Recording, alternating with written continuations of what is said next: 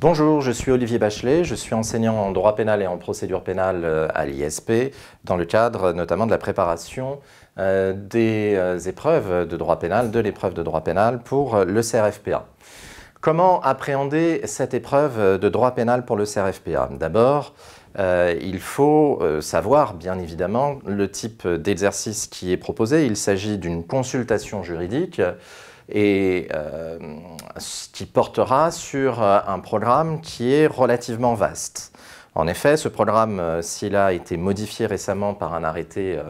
qui est paru à la fin de l'année 2018, ce programme demeure néanmoins particulièrement lourd. L'arrêté publié à la fin de l'année dernière, c'est un arrêté qui a supprimé la référence au droit pénal du travail et au droit pénal international et européen. Il n'en demeure pas moins que demeure au programme l'ensemble évidemment du droit pénal général, mais aussi le droit pénal spécial pour ce qui concerne toutes les infractions qui figurent au livre 2, 3 et 4 du Code, ce qui est évidemment considérable parce qu'on a toutes les infractions contre les personnes, toutes les infractions contre les biens, de même que toutes les infractions contre la nation, l'État français, ce qui, par exemple, amène à devoir avoir des connaissances solides, par exemple en matière de corruption, en matière de favoritisme. Donc s'il y a eu une suppression par l'arrêté d'une référence générale au droit pénal des affaires, malgré tout, dans le livre 4 du Code pénal, plusieurs infractions d'affaires demeurent au programme,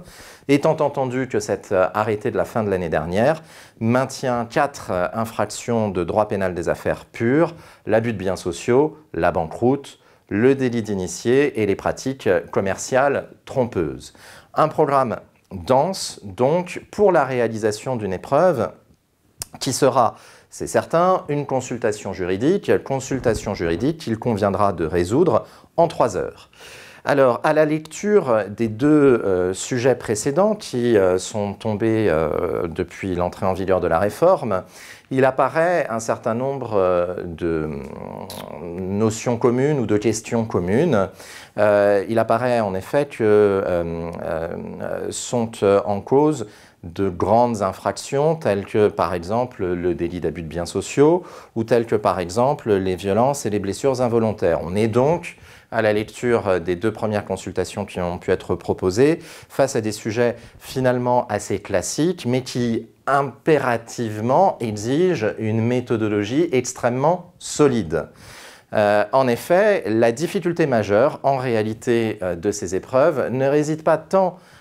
sur le fond du sujet, parce que si l'on connaît bien évidemment son cours, il n'y aura pas de difficulté, mais c'est sur la méthodologie et la technique juridique, c'est-à-dire pouvoir résoudre cette consultation juridique dans le temps qui vous est imparti. Il faut impérativement avoir une grille de lecture pour chaque infraction afin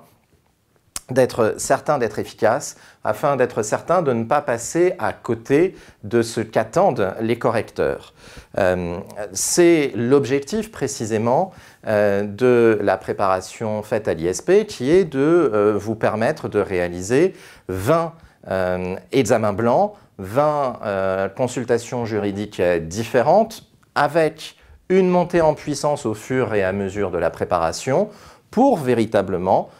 d'abord acquérir la méthode essentielle et ensuite asseoir vos acquis.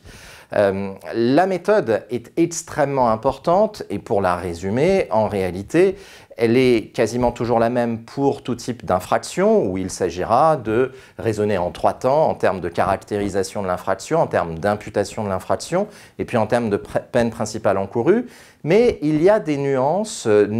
qu'il faut maîtriser pour certaines parties du programme assez ardues. Je pense en particulier à la loi du 10 juillet 2000, aux infractions d'homicide et de blessures involontaires, qui étaient au cœur de la première consultation juridique qui a été proposée à la suite de la réforme et qui vraisemblablement sera au cœur également des autres épreuves parce qu'en réalité on est face à un aspect du programme le plus compliqué et c'est un aspect du programme qui est plutôt cher aux rédacteurs de sujets de droit pénal, l'homicide, les blessures involontaires, qui appellent une méthode très particulière consistant à distinguer entre l'auteur direct et l'auteur indirect, et entre la faute simple et les fautes qualifiées.